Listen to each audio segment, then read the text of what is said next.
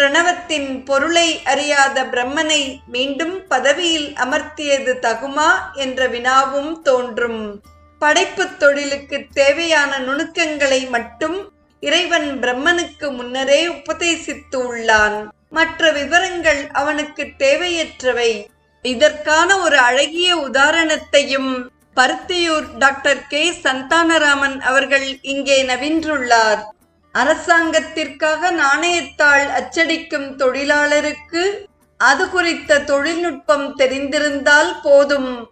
அவர்கள் பொருளியல் வல்லுநர்களாக இருத்தல் அவசியமில்லை.